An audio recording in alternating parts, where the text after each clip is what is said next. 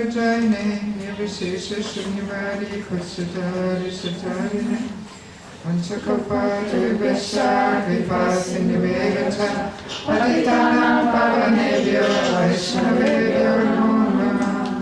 Jai Shri Krishna Chaitanya Prabhu Nityananda Shri Advaita Gadadhara Srivasadi Gaura Bhakta Hare Krishna, Krishna Krishna, Hare Hare, Hare Rama, Rama Rama, Hare Hare. I'm almost.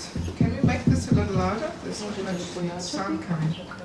Otherwise, it will not really support my voice. Hare Krishna. Okay. Hare Krishna. So, maximum volume. Come on. No, yesterday was louder, you know? Usually было гласнее. Huh? Very well. Now it's getting a little more. Yes, very well. Good. I'm wondering, why is everybody... Oh, yes, why is everybody sitting so much in the corners and in front of me? Nobody is. I hope I didn't scare you yesterday. Otherwise I have to... I will get a stiff neck, Because see, I am a personalist. I like to talk to people. And I like to connect with them. I don't like to talk past you or above you, but I like to talk to you. Okay. Do we have anybody here who was not here yesterday? I had to go 10 minutes earlier and I didn't catch group. Oh. Yeah. So you didn't get a number? No. Okay. 2, 3 or 4. We'll give you number 4. Okay. Okay, so maybe we just start immediately with group number 1. Is group number 1 here? Yes. Yes. Okay, so please come on the stage here. I will go into the audience. Hoćeš da ti ja dam svoju notu? Da. Ja tamo ne treba. Oh, this is going to be in which language? Without speaking. Ništa drugo.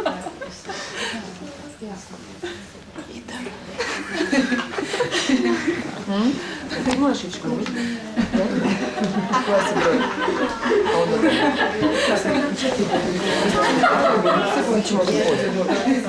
Mi ćemo poslije imati nešto, nam zabavno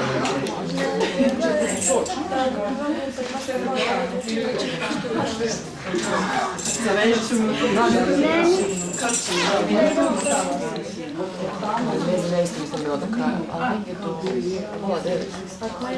A kad si ti išla? Kad je bila u kuće. Onda je ja ne mogu, ti vidim, ja sam čekala. Vidim ti, da se mogu voda. Ne, svi mogu. Sad ćete vidjeti. Možete, samo može sjediti. Možete ja sjedim da ćeš sve.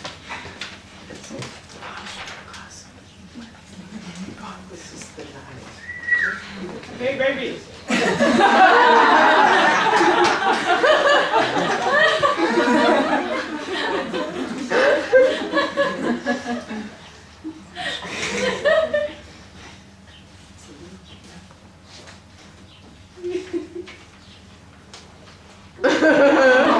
So nice! Wow!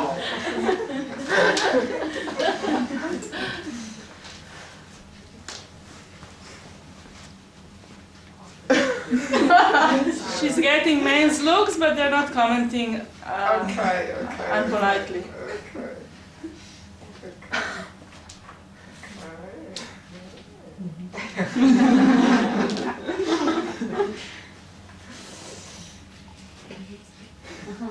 To Yes, I'm not this body, I'm a spirit soul, and because I'm a servant of Krishna, I cover my head because that I don't, sorry, that I don't identify with my body and not attract men.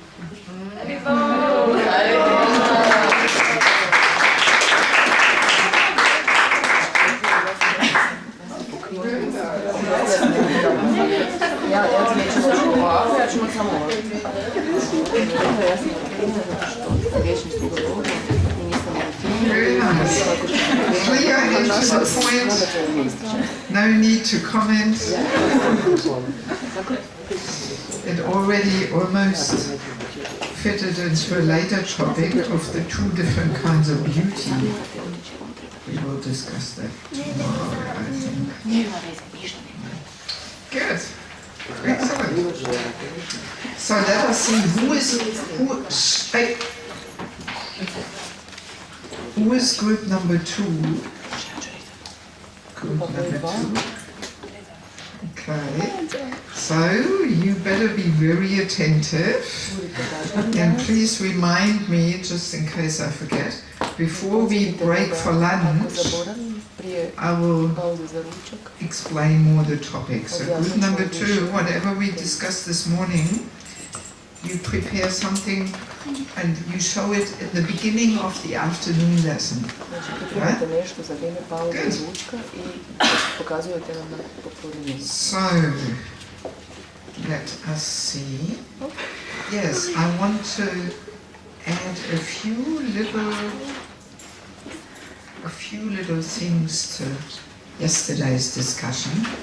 So did everybody digest from yesterday?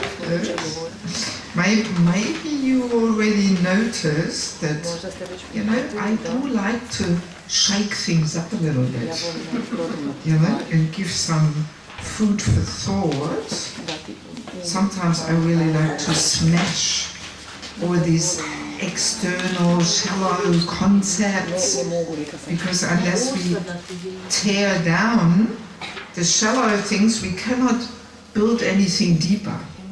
You know, as long as we hang on to our external, shallow understandings, what it means to be in a woman's body, what it means to be successful, if we hang on to all these shallow materialistic ideas and we cling on to that, we can't really get to something deeper. So sometimes I like to really cut through all these things, and people get a little, okay, you know, almost a little, yeah, a little bewildered almost, searching. So, okay, whatever I thought was right is maybe not right. And what's right now, you know? And only that's actually a good sign if there's, you know, something boiling and cooking and, what did she say? You know, so that is good, that is wanted. It means there's something moving there, you know, and hopefully we, you know, get to some deeper levels of understanding. You know? Yeah. So today, I can warn you already, this day today is a pretty challenging day. Bit of a heart surgery.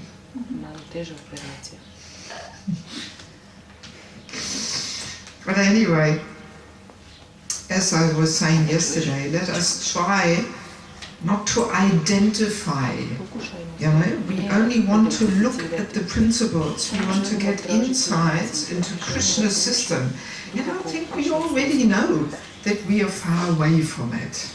You know, so it's not going to be surprising if you know, there are things which we cannot immediately accept and digest, you know, because we are so heavily surrounded and bombarded by materialistic culture.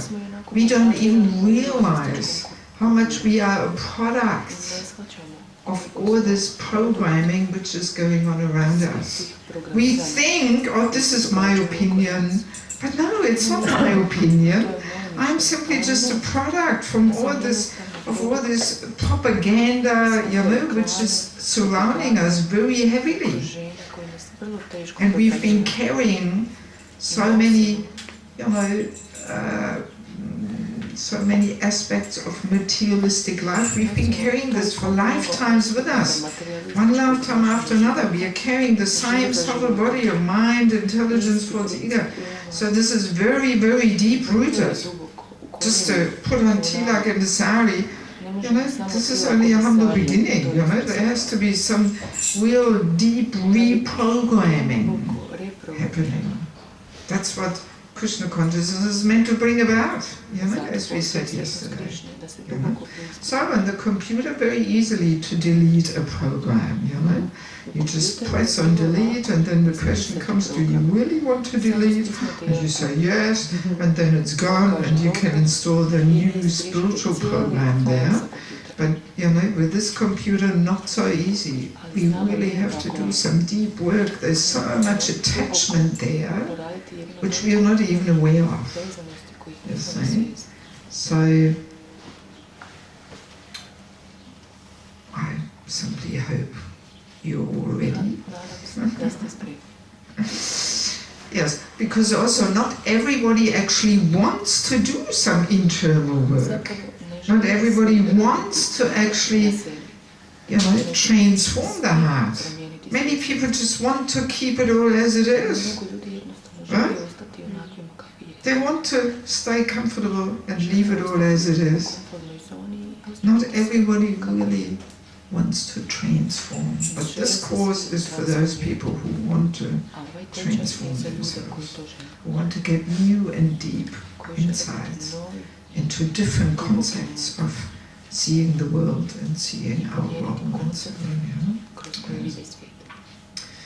Also, one thing I didn't point out very clearly yesterday, one other reason why I feel so strongly that we have to understand the principles of spiritual culture, that is because if we don't understand the principles, then very easily, in the name of reformation and modernizing, we lose them.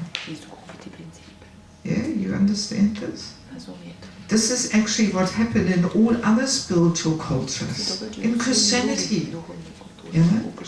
50 years ago when I was a child, there were so many more principles there of spiritual culture, but because the Christian leaders did not understand them and maintain them and preserve them, they lost them all. You see? And if we are not very careful, then this will also happen in Lord Chaitanya Sankirtan movement.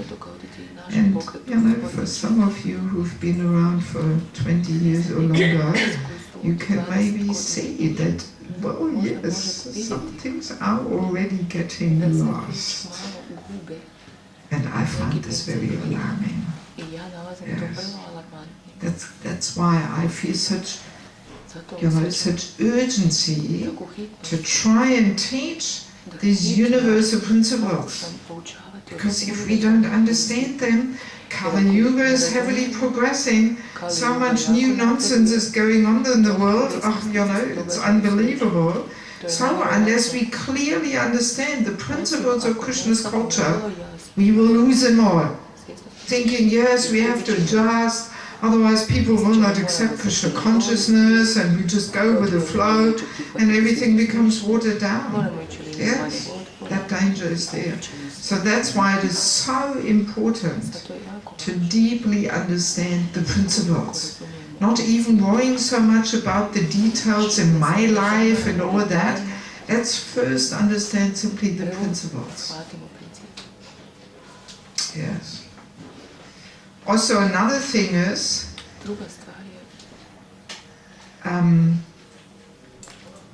very often we have that tendency that rather transforming ourselves, we want to remain as we are, and we transform the philosophy to adjust to our shortcomings. Right? Yes, oh, this is all going on, you know? Yes, yes, yes. And you know, you understand what I'm saying? You know, rather than trying to transform our hearts and get up there to the proper standard, we pull down the standard and adjust it to our level so we can justify our shortcomings. And that's another very dangerous trap, how things will be watered down. And the only way to avoid this is by humility and honesty.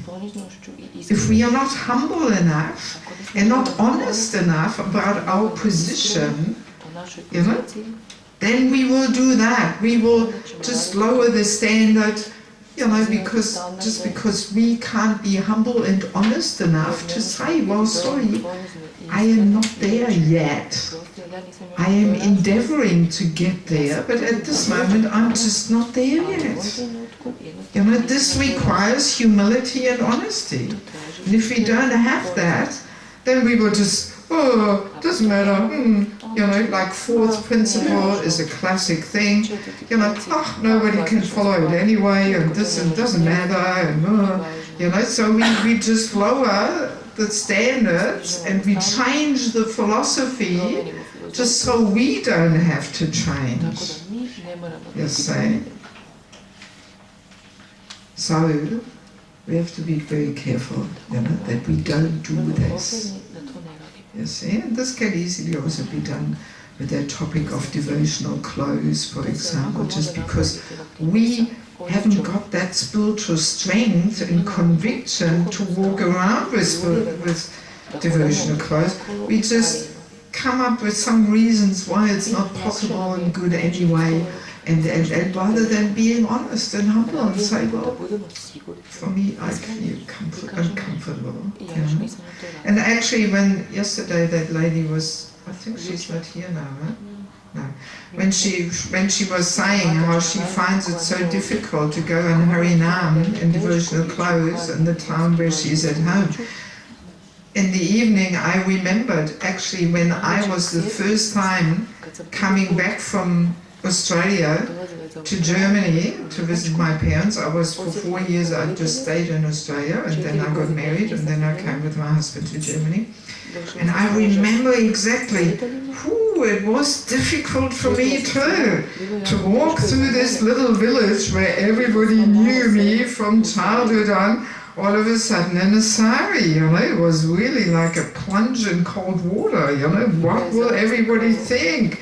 Will they laugh at me, this, that, you know. So it's a real test for one's faith and one's spiritual strength, you see. But I did it anyway. I thought, God, what nonsense. No, I'm just going to do it. And people reacted so nicely, you know. Yes. But so I'm not surprised, you know, that I remember from my own life that these things are there, you know. So this is all part of this transformation. You see? I even once remember that was in the Baltics, in Lithuania. We were there for Rath Yatra, and I was just walking along the street by myself, and some children started throwing little stones at me and laughing, you know.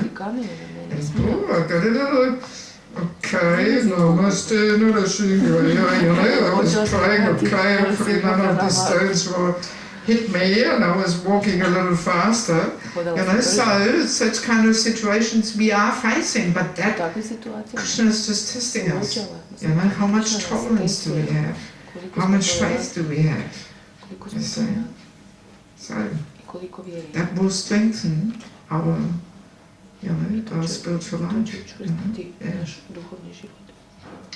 Anyway, so, but just to make sure we all understand the discussion yesterday properly, we are not making some rules here that every devotee has to wear a sari at all times or something. No, we didn't. We were only discussing fashion and the mode of ignorance, passion, goodness, transcendental. When and how to wear a sari, that's a whole different topic, that's a detail. Let's just understand the principle. What our way of dressing is expressing, it is expressing our consciousness, and it is reinforcing our consciousness. That's what we want to understand. Of course we have to apply it with intelligence. If we sit as a secretary in some lawyer's office, then obviously we cannot go there and tilak inside. Of course, you know, of course. But we should come to that stage when we work as a secretary in a lawyer's office. As soon as we come home, oh, let me get rid of these kami clothes, let me take a quick shower and put on a sari and tilak. Ah, thank God. Now I can be my real me. You know, if we feel like that, then we have made some transformation. But as long as we feel more, this is my real me in a miniskirt or something, well, then we have not done so much transformation yet. This is very clear, you know, let's be honest, let's be a little humble. I'm not there yet. You know? Yes? Yes, no problem. Okay.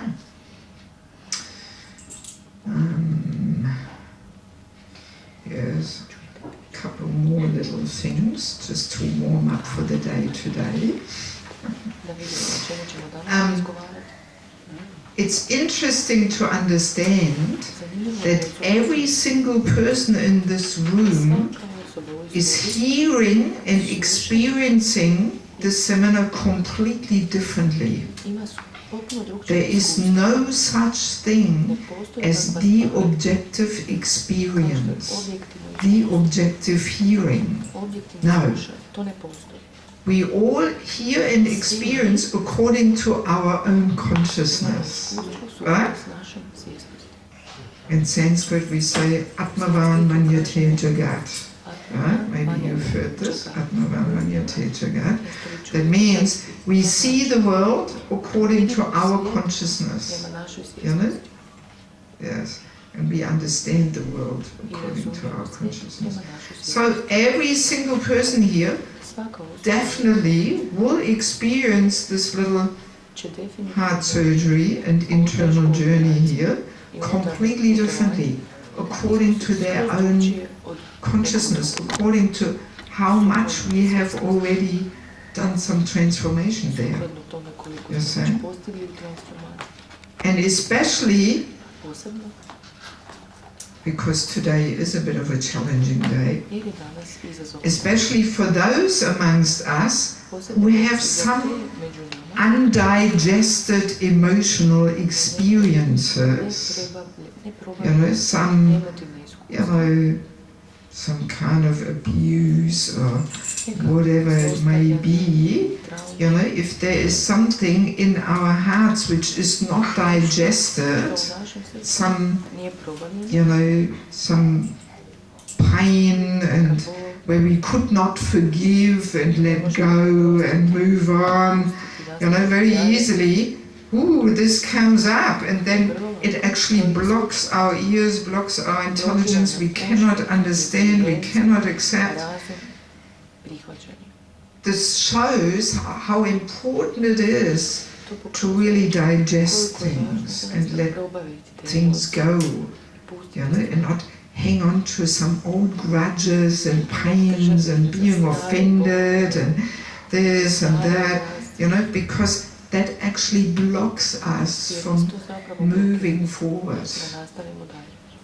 Makes sense? Yes, yes.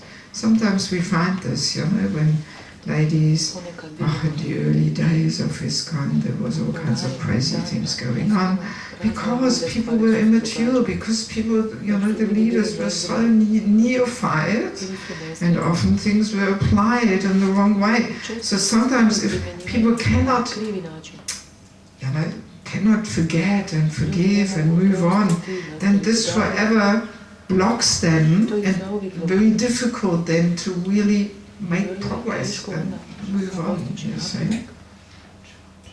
So sometimes this happens in today's discussion, that people go through this experience, it's all kinds of old traumatic things are coming up, and then, yes, it's difficult for them to hear and be open, have an open heart and an open mind, like that. But anyway, I'm simply mentioning this. I don't know, maybe we will not have anybody here like this, who is suffering under some traumatic experiences or something, which were not properly digested or something, but just in case, that's why I'm mentioning it. Okay. Yes.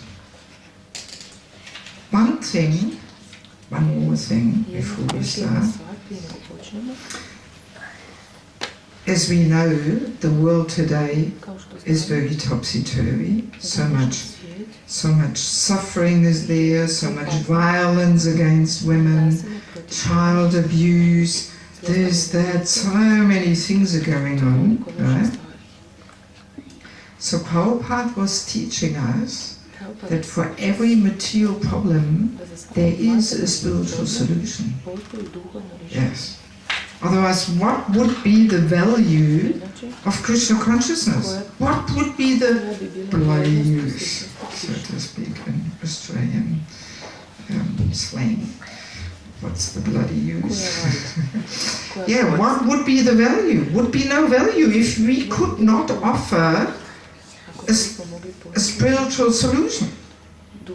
So all these sufferings and unwanted things we have in this world today, there are global reactions for not following Krishna's system.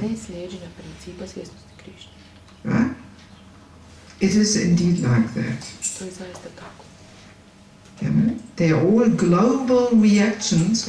It's not one-on-one, or it's not your fault because you did not.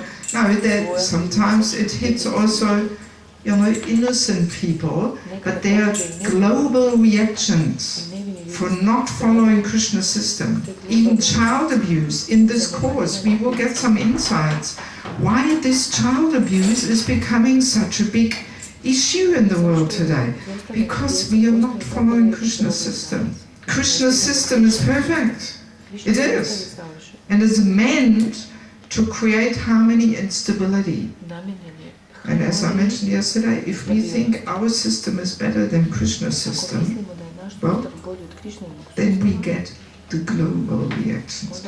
It's very similar to, Prabhupada was always saying, as long as we kill cows and so many other animals, global reaction will be wars. Right? That's the global reaction. That we will be slaughtered like we are slaughtering the animals. You see? Yes. Nothing comes from nothing. No? There's some reasons why things are going out of balance. So now, very often, what we do is, we don't want to hear and understand Krishna's system, and we think we will find solutions just by pointing the finger at others. Men pointing the finger at women, women pointing the finger at men. But this is foolish. Like this we will not find any solutions. Right? But it's such a common thing. People don't want to hear Krishna's system. Oh, it's their fault, it's their fault. This is not going to lead us anywhere. Because the point is, we can only change ourselves. We don't have the power to change others. And this is a common psychological principle that whatever reaction we get towards us is a reflection of our behavior. So the best way to try and change other people's behaviors towards us is by changing our behavior. By thinking, what am I doing wrong that I am getting this kind of behavior towards me? Right? That's how we can find solutions. And only like that. Not by just saying, oh, it's all their fault. This is again, actually, our good old companion, the false ego. This is the effect of false ego, Thinking, oh, it's not me, it's their fault, it's their fault. We're doing it all the time. blaming others, always looking, in the faults of others. It's the false ego telling us, you are fine, you are right, you are perfect, it's their fault, and we are buying into it, we are believing, but the false ego is whispering in our ears there, you know it better, you know, you're right. It's all the others. So that's what we do. In order to establish our superior position, we point the finger at others. But this does not lead to anything. Oh my God, nothing. It's a very common thing in married life too, Husband blames wife, wife blames husband. People blame each other, and well, then usually no solution, So Vaishnav mood is always, what am I doing wrong? Where can I improve? How can I contribute? What is Krishna trying to teach me here? Obviously, there's some reason that this is going on in my life. What is he trying to teach me? And if we have that attitude, and again, it requires humility and honesty, then we have a chance for some progress. And we can learn. But if we are not willing to have that attitude, then usually we run against the war with our head again and again and again, and we're not getting anywhere. Yes. Okay. So let us maybe move on to part 2 of session number 1. You're still at number 1. Okay, who is that? Oh, you were not here yesterday. Okay. So, topic for this first part of lesson, first part of the morning session, is this topic of are men and women equal? So this is of course already one of the almost heated issues. Are men and women equal? So let us understand, once we have some spiritual knowledge, we understand that this equality is there on the level of the soul. Definitely. Not only man and woman equal, but every living entity. Dogs, trees, plants. There's all a soul there.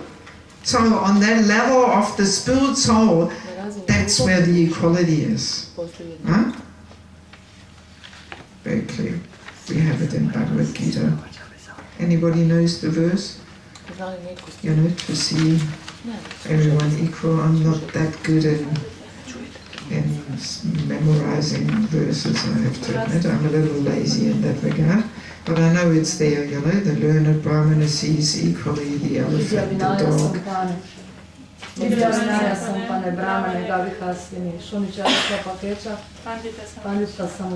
Pandita, the last line I know, but the rest I forgot. Okay, thank you. So it's there in Bhagavad Gita, So now, the general person in this world does not have that knowledge. Because as we said, materialistic culture is all focused on the body. We think we are the body, So there's some ignorance there of this identity as spirit soul. And intuitively, people understand they should be equal. Intuitively. They feel it's not fair to say they are not equal. Right? But out of ignorance, they apply that equality on the level of the body. That's what's going on. Yeah? It's simply bodily concept. Not understanding that we are not the body, but the soul. And on that level, the equality is there, but not on the level of the body. No. No. So. So, and as we will see in the further discussions, as I mentioned, it builds very systematically up. So we will see that this misunderstanding of equality, that's the main thing which puts Krishna's system completely out of place. That's where it starts. This understanding that man and woman is equal. Everything else goes out. It's almost like thinking 1 + 1 is 5. You know? If we think 1 + 1 is 5, doesn't matter how advanced our further mathematics is, everything will be wrong because it's based on the wrong basic foundation. And that's exactly what's going on in regards to Krishna's system. This thinking, this understanding of equality, that puts everything out of place. Yeah.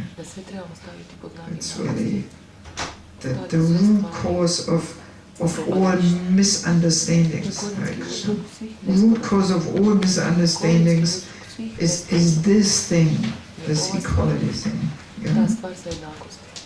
So let us understand philosophically, spirit soul accepts different bodies which we can compare to vehicles. We are driving them for some time, and then the vehicle gradually deteriorates and breaks down, and then the soul moves into the next one. So, male vehicle, female vehicle, very different. Very different qualities, very different natures, because they are meant to play very different roles. Yesterday we were emphasizing purifying duties, you know, in spiritual culture that understanding is there. So Krishna's system is amazing because he has perfectly put the right natures and qualities into these two vehicles so that they can perfectly play their role. Yes.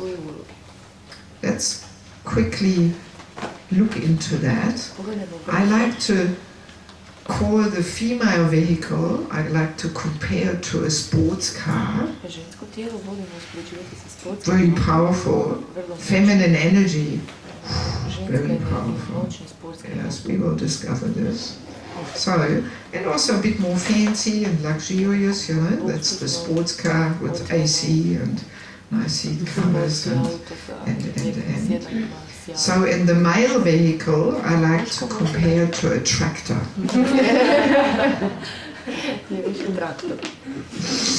When I can't remember whether I mentioned this, I do have a men's course too, you know, which I'm giving for the men, but it is actually all about the women, you know.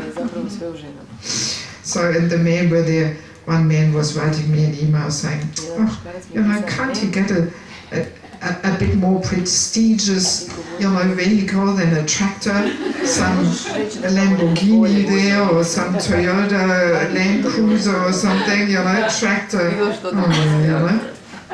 But I said to him, well, you know, if the sports car gets stuck in 2 meters snow, you know, the only vehicle that can come and save him is the tractor. With some Lamborghini there, you're not going to get very far, you know.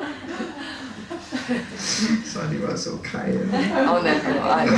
Yes, no, but it was only one fellow, you know. All the others were saying, no, tractor, perfect. You know? That's the mood of the male vehicle, very practical, down to earth, working, achieving goals, you know, being in the front there, you know, moving mountains, you know, pulling 2 trailers behind, you know. I mean, for a tractor, it's a disgrace to be towed away, you know, right? When he breaks down, he has to be towed away. No, the tractor wants to pull himself, you know. Yes. Yes, so let's quickly look at this. Female vehicle. what are the main purifying roles and duties of the female vehicle? Who can tell? There's mainly three.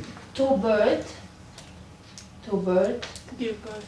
To give birth. Give birth. Yes, okay. To raise, yes, to give birth and raise children, yes. And what else? Actually, we can define a little bit more to raise children. We get to that later more in detail. Actually, she is, the mother is the first guru for the living entity. Our mothers are the most important personality in humanity. Yes. It's all lost and forgotten. Yes. So that's her function, and what else? Yeah, you won't guess because I will tell you just to save a bit of time. Prabhupada very nicely summarizes the function of women, their position. He says, women are an auspicious source of energy and inspiration to men. That's her position. An auspicious source of energy and inspiration to men. It's actually very beautiful. You know, very beautiful role, very powerful. Women as a class are the inspiration to men. We'll look at that later more. So now, her gross and subtle body is perfectly built. Has the perfect qualities to do that. You know, first of all, gross body can bear children. Male gross body cannot. Right? And so she can nicely take care of the children. She has a more emotional nature. This is built in by Krishna, part of the system. That's why women are more emotional, because otherwise, you know, a child is helplessly dependent on the mother. So if the mother would not be a little more emotional, if she had a man's nature, she might forget that she is a mother, that she has a baby. Yes, and the poor thing will starve. You know? So that's why women have that more emotional nature. And yes, her energy, we'll discuss that later, how she is the auspicious source of energy. So now men, what are the main function of men? The main roles and purifying duties of the male vehicle, the tractor. What's he meant to do? Yes? To provide and protect. Yes, protect, provide, and? To give stability to family or... Yeah, that's through providing and protecting, but in general? Outside family, just in general, what are the men meant to do? To work and earn money. That's protect and provide. Huh? Guide. They're meant to take charge. They're meant to take charge. They're meant to lead, actually. Take charge. And they make children. They're also part of that too. Yes. So that's the function of the male vehicle. Protect, provide, take charge. Somebody has to take charge. So Krishna has given that role to the tractor, not the sports car. Yes. So, and again, male body perfectly designed, gross and subtle, to fulfill that role. So that's why men, as a rule, they're stronger built, you know, they have broad shoulders, stronger muscles, you know, bigger feet, you know, so that they can protect. Otherwise, if the tiger attacks, you know, and they hide behind the tree and push the wife to the front, well, that's not going to be very good. You know, so that's why he's got the perfect body, so he can protect and provide and take charge. And subtle body also, very different to the woman's subtle body. He's got a more rational He has to have, otherwise when the tiger attacks, he's going to panic and get all emotional and run off. You know, so he has to be more rational and clear-headed. Doesn't mean that men cannot get emotional and all that, of course, but as a rule, as a principle, you know, this is how Krishna's design is, you know. So he's more rational. So he can protect the town and take charge. He's less emotional than women, as a rule, you know. So, you know, this is all part of Krishna's system, and we will discover some more qualities there as the course goes on, but that's just the basic differences. So now very often people say, well, Mataji, is that not the bodily concept? You know, to talk like this? No, it's not. It's not bodily platform. Bodily platform is if we identify with the vehicle we are driving. That's bodily platform. If we think, I'm a man, I'm a woman, and we identify with it, and we forget that we are spirit soul, just temporarily driving this vehicle. Probably many of us might have had the tractor vehicle in our past life, maybe in the future, if we are not very careful. You know, we get the other vehicle in the next life. So it's just a temporary thing. So if we understand that and try and understand, what vehicle am I driving? What kind of qualities does it have in nature? And use it for its purpose, for its purifying duty. That's not bodily platform, that's only intelligence. Yeah? Yes, yes. But if we get all mixed up there, you know, if we treat a tractor like a sports car, we will be frustrated, because it's not a sports car, it's a tractor. And if we treat a sports car like a tractor, we will also be frustrated.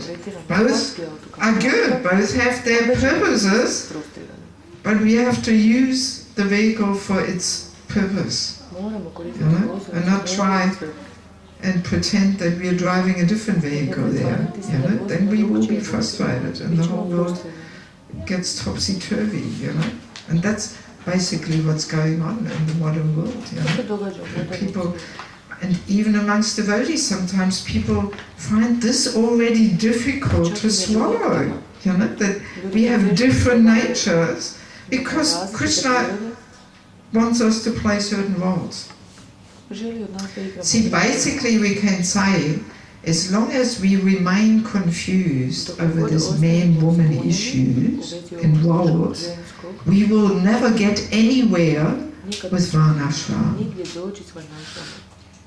Right? This course is trying to establish the foundation to Varnashram.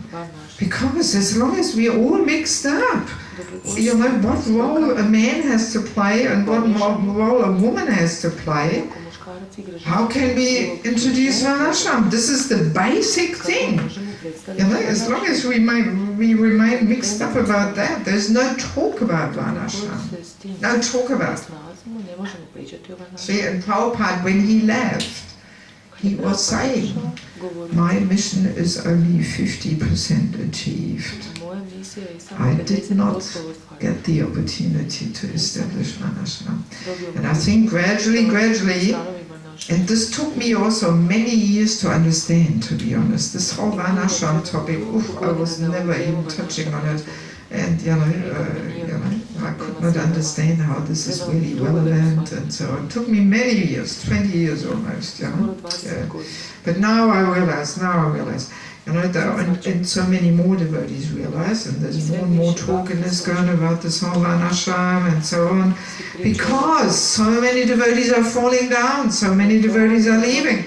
So obviously to be transcendental is not so easy. And Varnashram is simply again part of Krishna's system to help us to become purified. So there's stability and harmony in the world. That's all it is, you know. So it's just foolish and neophyte to think, oh, I'm above this varnashram and just chant Hare Krishna. This is foolishness. And I think we have seen over the 40, 50 years, you know, that this is not getting us anywhere, you know. So, and of course, ISKCON is a young movement, you know. We have to go through all different kinds of changes and growing pains and stages and so on, you know. Stage number 1 is let everybody know about the Maha Mantra, about Prabhupada, about Bhagavad Gita. Spreading is stage number 1. Stage number 2, let's get organized and established. We need properties, temples, schools, farms, so and so.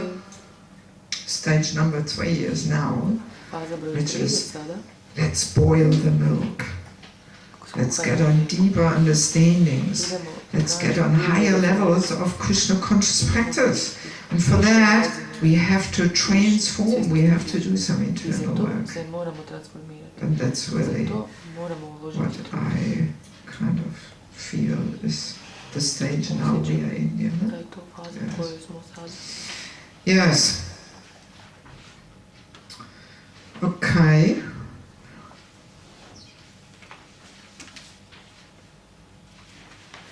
Let me see. Yes, we still have some time. I will continue a little bit more to clarify some things, and then we'll ask for some questions.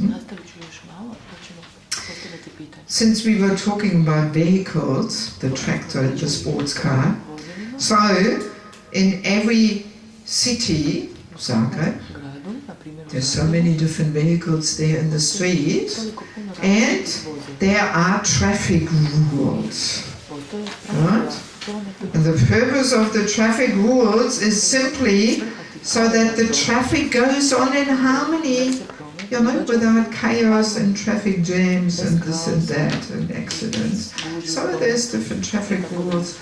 You know, this street is not for trucks over 7.5 tons, and no bicycles, and this, that, only for vehicles on the highway, only for vehicles over 50 kilometers per hour, and so many traffic rules, right? So now the drivers of the vehicles, if they don't identify with the vehicle, they will understand, okay, yes, I'm driving this vehicle now, so I have to follow the rule. They will not get offended. Oh, I'm a truck, why can't I go across this bridge? This is not fair. Oh, you know, no. You know, you will simply understand, okay, I'm driving this vehicle, so I'll have to go a different way or whatever.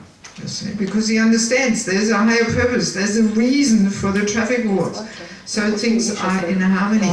Ultimately, even the traffic rules are for everyone's protection. Yes. So now, similar thing is also in the traffic of human society there, right? That the drivers of different vehicles, there is traffic rules, right? So, and they have a higher purpose to create harmony and stability. And if we don't identify with the vehicle, then we will not take it personal, because we know it's not meant as a discrimination against me as the driver. I am only the driver. Huh? So, but I'm driving a certain vehicle, so let me follow and accept Krishna's traffic rules here, you know. So, and, you know, if we understand things like this, then it is not so agitating to accept the traffic rules, the culture of the traffic rules, you know. Like one traffic rule is that usually, you know, the men are meant to be in the front, the women more in the back, right? You tell me, what's the higher purpose of this traffic rule? Why is that traffic rule there? Yes? Women to be protected. Yes, for the woman to be protected. In what way you mean? Because the man in front and they're hide and safe. Okay, yes, good. What else? For the men to be able to keep their mind and intelligence on the Lord, not on the female body. Okay, because men are getting agitated through the eyes. Women more through the ears, men through the eyes, through seeing. So, naturally, you know, if the women are in the front, especially if maybe they don't have their head covered and then maybe there's some interesting tattoos on the back there, you know, and this and that. So obviously it's going to distract them. You know? Very logical. You know? So once we understand this, all right, no problem, you know. There's one more reason, a bit more subtle reason, why the women are meant to be in the back. Yes? Yeah. Maybe if men are meant to take charge, it already helps them to be in the Exactly. Yes. Yes, because that is one of the roles in purifying duties the man, the tractor, has to play and wants to play. It's built in. You know, that he wants to be in charge. He wants to lead. His ego is made accordingly. Anybody in the room here who's married probably has that experience, that the male ego, ooh, you better make it your best friend and not your enemy, right? We'll get to that later. So it's Krishna's plan, Krishna's system. You know, a man can only lead if he's got a bit of a drive there, you know. So, exactly, that's why the men we usually have in the front, so that promotes them, you know, and helps them to take up that role, to take charge and lead. And it puts us women in a more subordinate position. You see? Because as we said, we are meant to be the energy to man. And for that we have to be in a subordinate position. We'll discuss that later. Yes. Yes, so that's, you know, and the similar reasons there for other traffic roads. We're not going to go in details now. I just want to take that as an example to make it clear that in Krishna's system everything has a good reason. You know? And if we think we know better, you know, then the system goes out of place, it gets jammed, and we get some global reactions. Yeah. Yes. Yes. Yes. Yes. So now one thing is, really, if we don't identify with the vehicle, then this leaves us cool, you know, we don't get all agitated and upset and offended about it. No, we simply understand, we are spiritual, now we're driving this vehicle, okay, there's certain rules, okay, what's the problem, you know?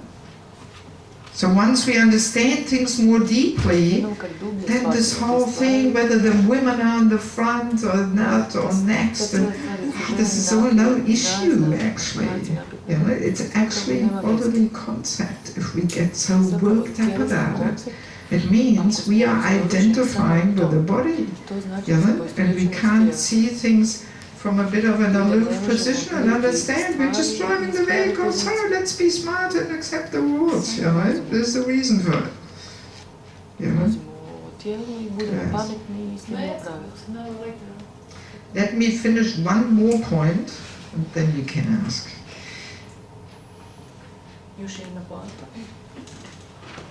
One more point which you have also on your materials, one big but.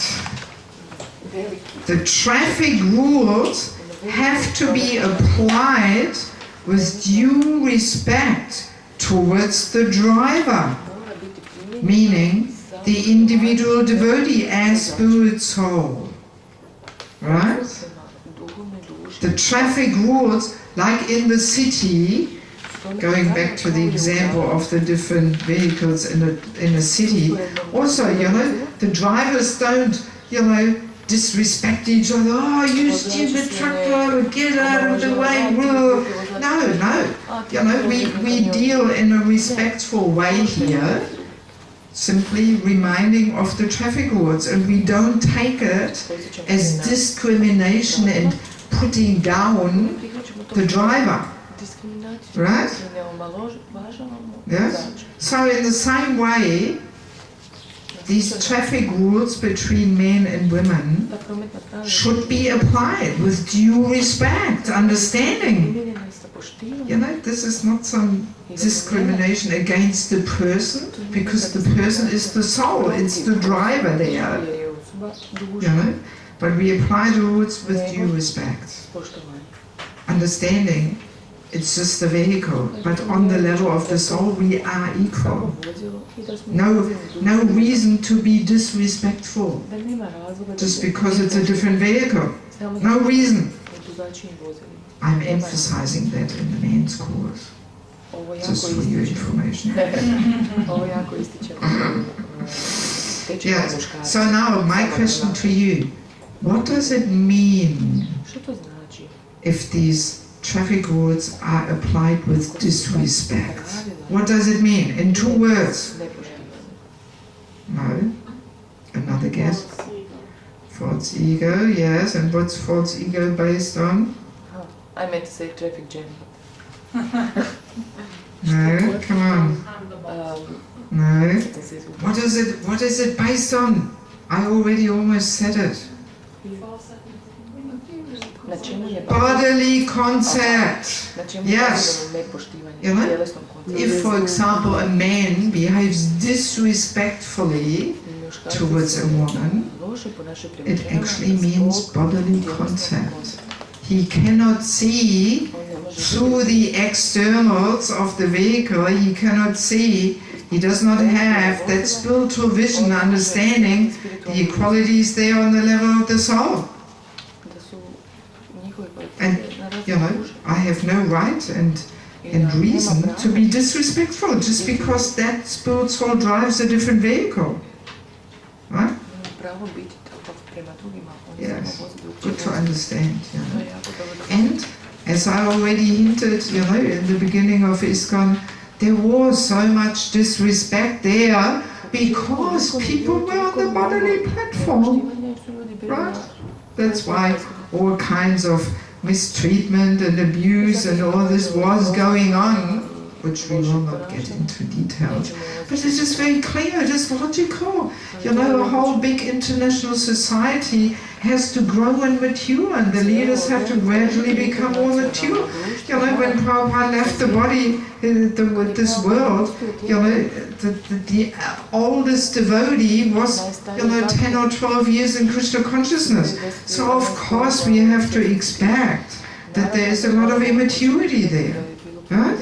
Of course. So, but gradually we are becoming more mature in this. Yes. Yes, but it's simply good to understand, that this disrespect towards women, unfortunately, it is bodily concept. So now, my last question to you before you ask me something. How do we react if we are treated like this, with disrespect? What's the proper way to react? I don't want to almost thank you. Yes, you let me know that you have something, but let me see if somebody else has something to say. What would be the proper way to react? If so, we might have faced this already, that some man says, you stupid women, just get out of the way, or whatever, So, how do we react? Možda da se ponizimo I da pustimo napred. We should be humble and let the male person in front. Yes, so in other words, simply tolerate. Take it as Krishna's mercy that he's giving us an opportunity to tolerate. because tolerance is such an important quality. Actually, tolerance means that we are not reacting on the pushings of the false ego. Right? Only then we can be tolerant. You see? I'm sure we all have that experience, how difficult it is sometimes to bite the katanga and not answer back, you know, to actually tolerate. So that the difficulty comes because the ego is pushing, oh, say something, tell him, you know, put him in his place. Ego wants to have justice, you know, I'm right, you know, yes, that's the ego, yes. So tolerance, actually it is like this, that a person's spiritual strength and advancement can be measured in how tolerant a person can be. That's directly an indication of spiritual advancement and spiritual strength. Because the person is not acting on the pushings of the false ego. Perfect example is always Prahlad Maharaj, Haridas Thakur, so tolerant, you know, yes, yes. So, no need to, you know, answer back and try and instruct him, hey, you are on the bodily platform, no, just tolerate. Say, thank you, Krishna, for giving me an opportunity to become more tolerant. Because at the latest, at the moment of death, we will be the winner. Our false ego will be dissolved and we will sneak off through the back door back to Godhead. Yes. Okay, so let me see now. Well, now there is a few nice quotes. Shall we read them first, or do you want to ask for questions now? Questions. Okay, let's ask for questions. Yes? We also have to be tolerant towards men when there's physical abuse. Let's park that question.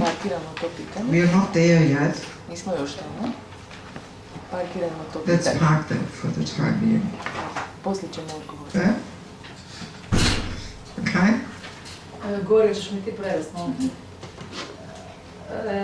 Oprostite, lakše mi je na hrvatskom jer bolje mogu izraziti. Ja bih stvari htjela nešto komentirati, kao da mi je došla neka analogija ovog sad što je govorila. It's easier for her to speak in Croatian. Yes. She would like to make a small comment. To her mind came an analogy. Znači, kao što u društvu obavezno moraju biti sve 4 varne i sva 4 ašrama. As in society in general, there should be all 4 varnas and ashramas. Znači, bilo bi glupo da se sad šudra smije, da se brahmana smije šudri što je šudra, jer brahmana bez šudre ne može ništa napraviti, a šudra ne može ništa napraviti bez vodstva brahmana. It would be stupid for the brahmana to laugh at shudra, that he is a shudra, because brahmana cannot do anything without the help of a shudra, and shudra cannot do anything without the help of a brahmana. Just some analogies. Yes, we will get to that. You are 2 steps ahead of us over here. No, very true. We will see. The interdependence will become clear. Yes. If a woman has sometimes or constantly better solutions or another deeper sensibility for what's going on. I'm sorry. Hang on, I didn't understand you. Louder. Slower. Speak loud. Slower and louder, okay. If it happens that sometimes or even constantly a woman has better conceptions, understandings of situations, sensibility and let's say intelligent solutions, and she what has to do? Suggest this to men, how to live with somebody who must lead, and she has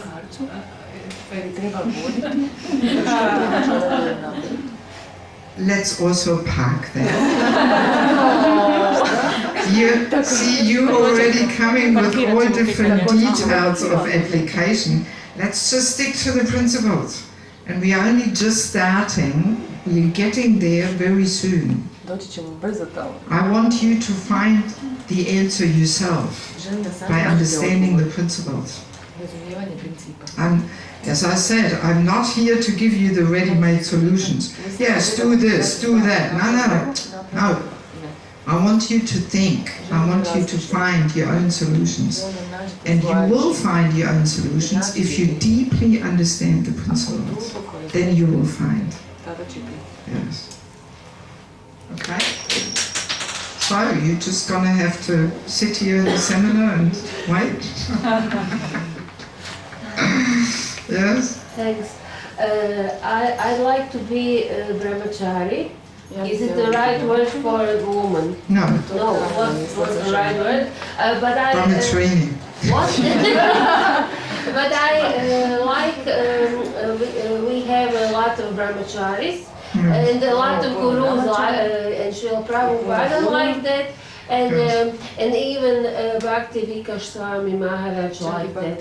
And he wrote one beautiful book about it. Different topic.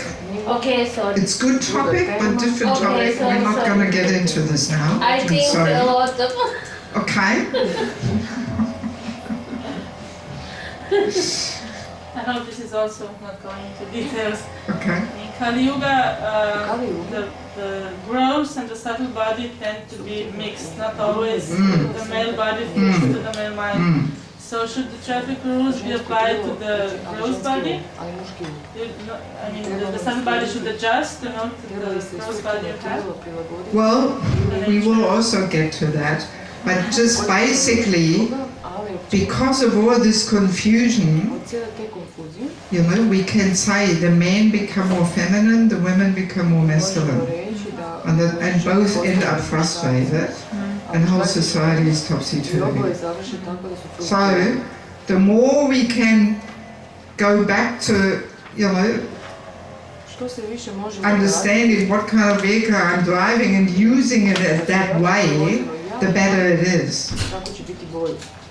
And as I mentioned already yesterday, it will take several generations to really make that change. You know? Yes. That's why I'm always especially happy when young devotees are taking this course. You know, that they start their devotional life, their family life right from the beginning on the right footings, and they train the children, you know, right from the beginning in the right way. And then their children, there we will have a powerful generation of men and women who know how to play their roles. You know? So we cannot artificially turn things now upside down from one day to another.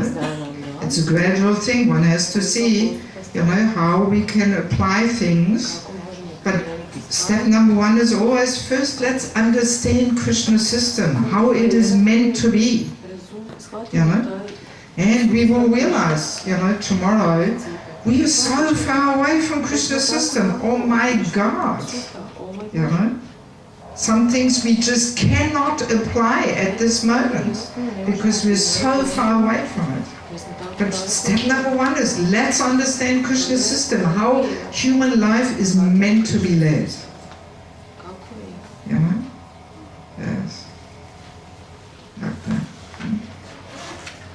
Also we can say that these, nevertheless, even though things are very topsy-turvy, nevertheless, the natures and qualities are so built into the vehicles, you know, that actually they naturally come out.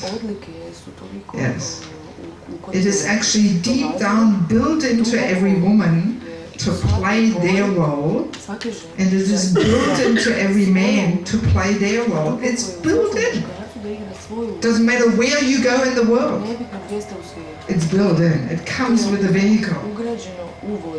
Doesn't matter whether it's America, Australia, Germany, India, Africa, it doesn't matter. The natures are there. They're built in. It's Krishna's system. Yes, it is. Doesn't matter how much we try to impose our system. If we make some little effort to get back to Krishna's system, it all immediately falls into place. Yes. And more harmony is there. Yes. Yeah. Pitanje. Šta možete reći o osobama koji unutar svjesnosti Krišne, ovog našeg sustava, mijenjaju spol i prikazuju to kao nešto normalnom pojavom? What can you say about gender transformation inside of Krishna conscious movement? And the people, the devotees that do it, consider it very normal and usual. Gender transformation? You mean that people have some surgery? Yeah. Let's not get into that. Let's not get ulaziti u to. But I mean, obviously, it's not very Krishna conscious. You know? If you really want a man's body, then wait for your next life and then you get one. You know? It's nonsense. Huh? Yeah. There's so much nonsense going on. You know? Homosexual marriages, lesbian marriages, you know, adopting children. My God, you know? The world is getting more and more crazy. So let's not get caught up in discussing all this nonsense there. Let's understand Krishna's system. Let's move on. No, let's move on. Okay. Sorry. I was thinking maybe we should make some rule. Everybody, each person can only have 3 or 4 contributions per session. And when your quota is up, it's up. Otherwise, we're just not gonna be able to get through. So now, I want to read with you this very nice conversation between Prabhupada and one reporter. And usually I do this by inviting 2 people out of the audience who are pretty fluent in reading English, and one person reads Prabhupada, one person reads the reporter. Would you like to do that? Then you hear some other voices for a change and not always me. Who would like to read Prabhupada? Sweet. We all. We all. You want to read Prabhupada? Maybe you even come up here and read through the microphone for the recording. Who wants to read the reporter? Okay. You can be the reporter. Okay, where I got strong voice. Okay. Or the recorder. You are the boss. You are the boss.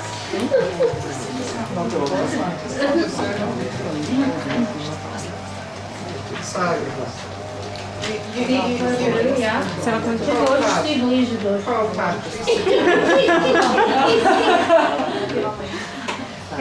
is always right. So obviously the reporter, turn to the audience so everybody sees you and hears you. The reporter is some mundane woman who's asking in a challenging way. It's submissive inquiry, but in a challenging and provocative mood. Okay? Okay. Samo Jasminka, s druge strane. Seba Kunđa može vidjeti na kameri, pomagaj se, u lijevo se pomaži. In English, good. Okay. Ja sam prva, tak? What advice do you have for women who do not want to be subordinate to men? It is not my advice, but the advice of the Vedic literatures that a woman should be chaste and faithful to her husband. What should we do in the United States? We are trying to make women equal with men. You will never be equal with men, because in so many respects your functions are different. Why do you say artificially they are equal with men's? The wife has to become pregnant, not the husband. How can you change this? both the husband and wife will become pregnant. Is it possible? Is it possible? No, it is not.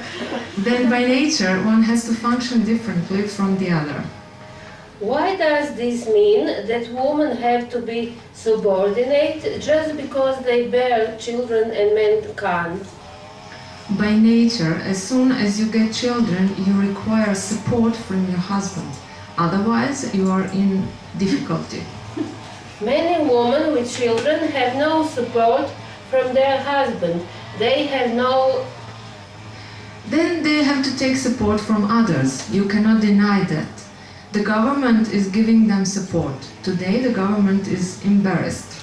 If the husband supported the wife and children, the government would be relieved of so much welfare expenditure. So that is a problem.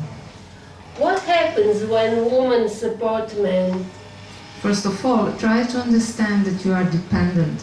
After a man and woman unite, there are children.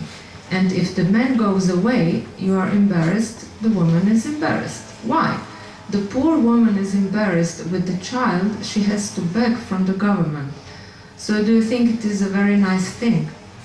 The Vedic idea is that a woman should be married to a man, and the man should take care of that woman and the children independently, so that they do not become a burden to the government or to the public. Do you think that the social unrest... I'm thinking like this. You give me the answer. Simply you go on questioning. I will question you. Do you think this burden to the government and the public is good? I don't understand what you're saying. Every year the government has to pay out millions of dollars in aid to dependent children. Do you think that this burden caused, when the husband goes away from the wife, this burden to the government and the people is good? No. That has happened because the woman does not agree to be subordinate. She wants equal freedom.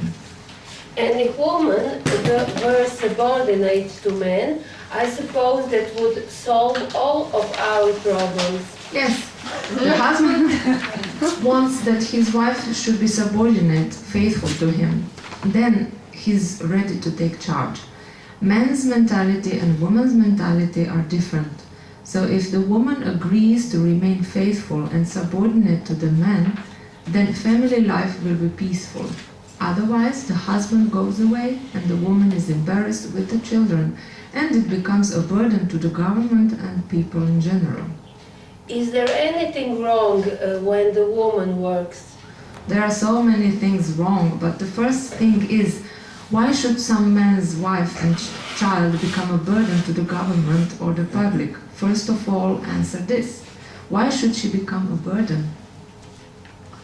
What is your answer? Well, men are burdens to the government too. Do you think, from the social point of view, that this situation of women and fatherless children is a very nice thing? What I'm trying to say is that this may happen to some women. I'm talking about women who are not... This is the general pattern. You cannot say some. In America, I see they are mostly women. The women should be subordinate to the man so that the man can take charge of the woman. Then the woman is not a problem for the public. Is this true for all women and all men? Yes, that is the law of nature. You take even the dogs, they also take care of their children. The tigers, they take care of their children. So in the human society, if the woman is made pregnant and the man goes away, then she is embarrassed. She has to beg from the government. That is not a very good situation. What about women who do not have children? Well, that is another unnatural thing. Sometimes they use contraceptives or they kill their children, abortion. That is also not very good. These are all sinful activities. Excuse me? These are all sinful activities. Killing the child in the womb and taking shelter of abortion. These are all sinful activities. One has to suffer for them. is the social unrest in this country caused because? Because of these things, they do not know that. Thank you. But that's an old text. What do you mean? I mean, today is a much worse situation than I thought you wanted to say, Prabhupada, this is an old thing, so now we don't have to take this seriously anymore. Mislim da smo reći da je ovo stara stvari, da ne trebamo to ozbiljno shvaćati Prabhupada, ali mislim da je reći da je danas još gore. Actually, whenever Prabhupada was asked about this equality, this was always his answer. He always started the whole topic like this. Woman is pregnant, man cannot be pregnant. How can they be equal? That was always his way of approaching the topic, you know, in a very practical, down-to-earth thing, which nobody can refute. You know? How can they be equal? Can the man also be pregnant? Is it possible? You know? And Krishna's system. As soon as man and woman unite, there will be children. So it means the woman is dependent. That's the laws of nature. We women are meant to be dependent, actually, according to Krishna's system. No question. Okay. Sorry. Yes, and Prabhupada very nicely, he says, the husband wants that his wife should be subordinate, faithful to him. Then he is ready to take charge. Right? Yes. We will discover this more, you know, in the future. How this is so built into the man's nature that he wants to protect. He wants. But he can only protect if the woman puts herself in a subordinate position. Otherwise he cannot protect. As soon as we think they're equal, no chance for protection. He cannot protect. And she doesn't want to be protected. We'll get to that topic later. Protection of a woman. Yeah, so there's a few more quotes. I will read one more. The others you can read privately some other time. In one morning walk, 14th of the 7th, 75, Prabhupada was saying the following. Free prostitutes. You go to a prostitute, you have to pay. Here they have arranged in such a way that free prostitute loitering on the street and you can enjoy anyone. This is their plan. They are rendered into beggar and they are thinking equal rights. So this whole thing, this whole propaganda of equality between man and woman, sorry to say, but all these, you know, materialistic ideas do come from America. Not that I'm, you know, some trying to propagate some nationalistic things here, but that's the way it is. It was a conscious plan coming from America that if we propagate this equality, that relieves the men from their responsibility, and therefore women can be more easily exploited for sense gratification. Conscious plan. You get my point? Yes. Yes. And Prabhupada could immediately understand. Yeah? He could not be fooled. Prabhupada could see through it all. And that's why there's so many, if you have the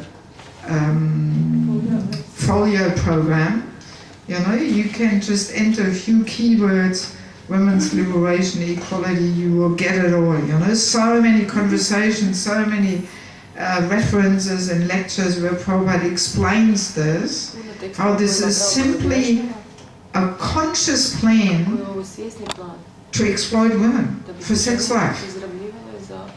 That's all it is, because as we established yesterday, in materialistic culture, sense gratification, sex life is the goal in life. So, you know, it's simply a demoniac plan just to make sex life easily available without any responsibilities. Conscious plan. You see, then the man can say, all right, equal rights, we're equal, so see you later, we had a good time, yeah, you're pregnant. We are equal. Yes, yes. And it's going on, Yes, yes. I even once met one devotee, you know, he just joined Krishna consciousness when his girlfriend was pregnant. And I said to him, you know, she's pregnant. How can you just walk off and go to the temple? You know what he said to me? He said, well, you know, I thought we are equal. You know? Yes, we're equal, and she's getting government money and, you know? Yes.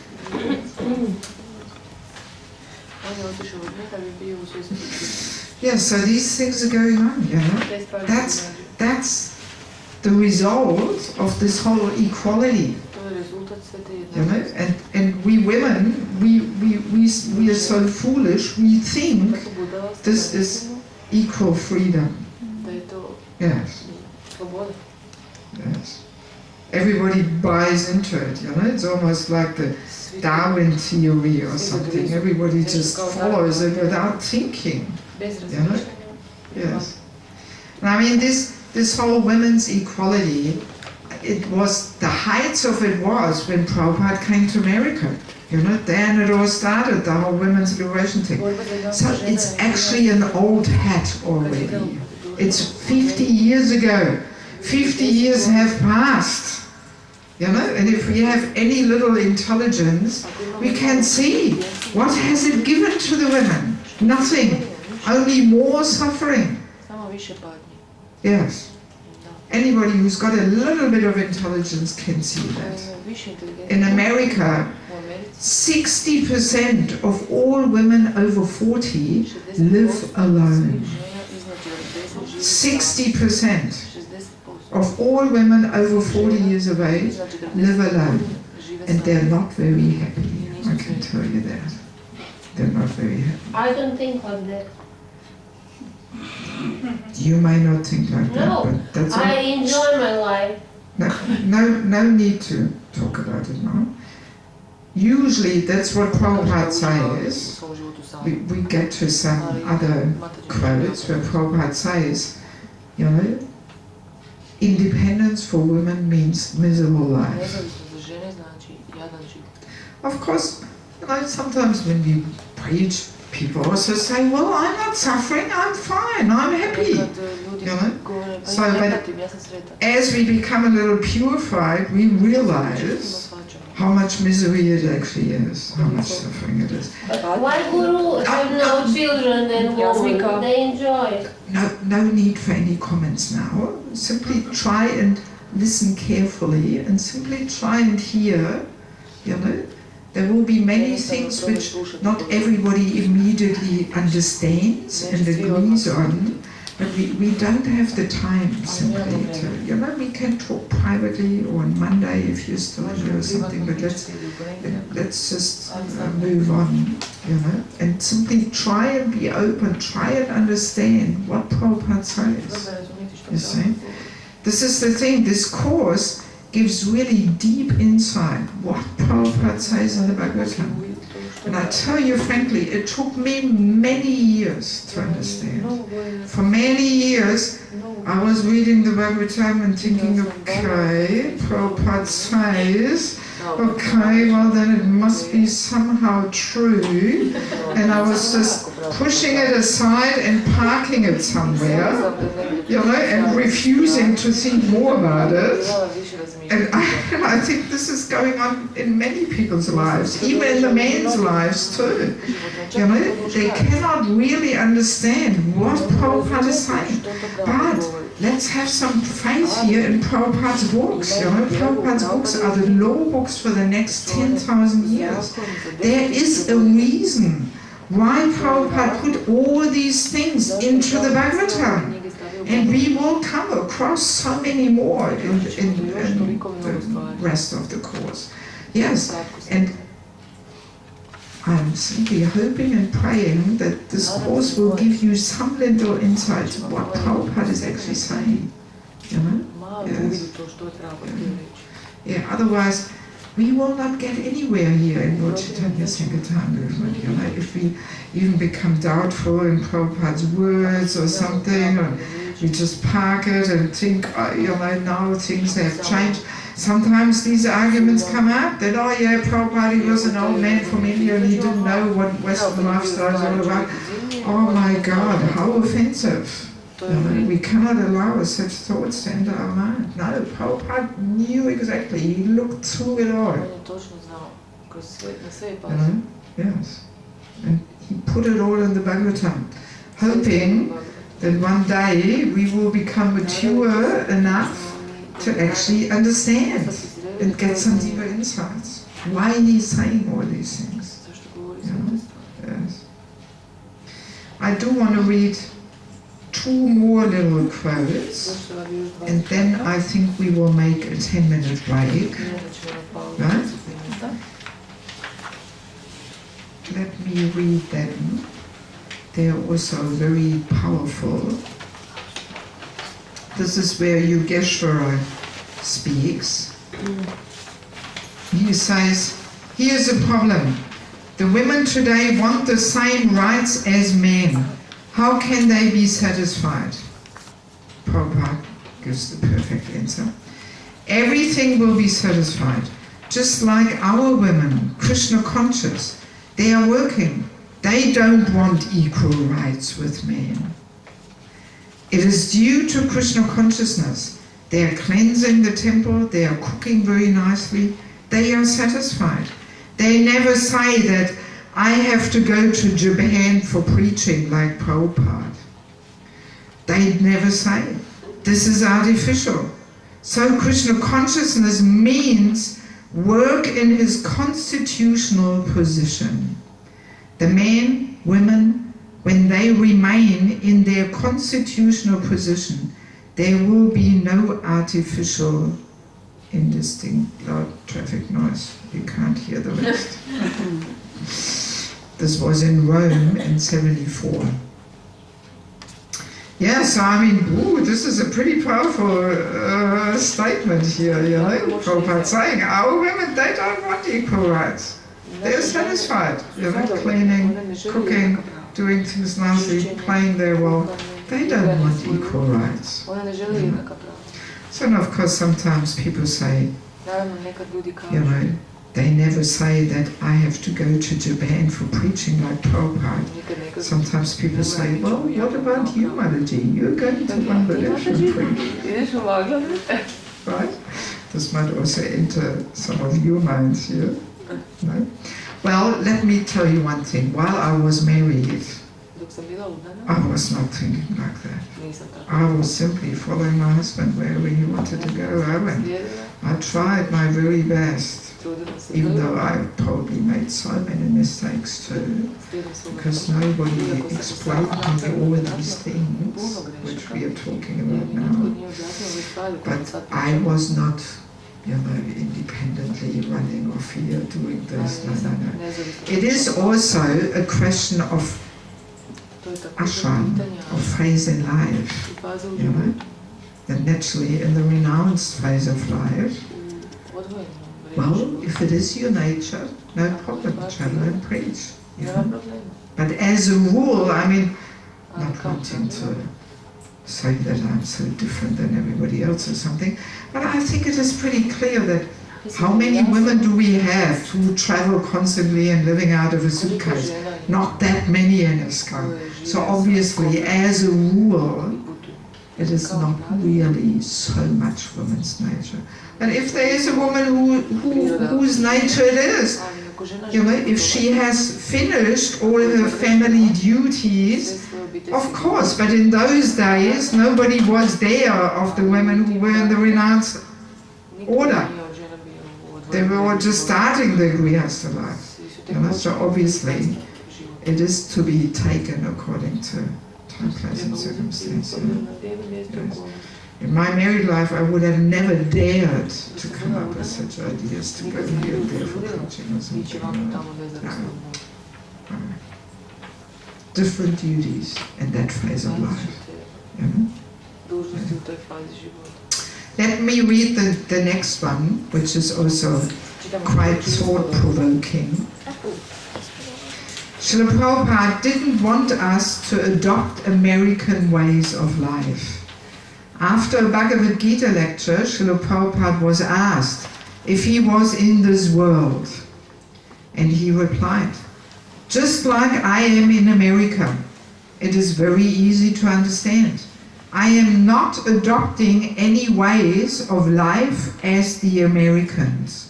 So I am not in America. Not only myself, all my disciples who are following me, they are also not Americans. They are different from American behavior, American ways of life. In that sense, I am not in America. I am in Vrindavan, because wherever I go, in my apartment or in my temple, I live with Krishna and Krishna consciousness. I don't accept any consciousness of America." Wow. And I teach my disciples also to take to that consciousness. So one who takes to that consciousness, he is also not in America, not in this world. Very nice, very clear. Yes. Also, once Shivam Swami told me a nice little episode. Maybe you saw, whoever checked the website, maybe you've seen, we actually have established an institute for spiritual culture. So it's not just some Devaki Mataji talking something here, and who knows if this is okay at all and bona fide or something.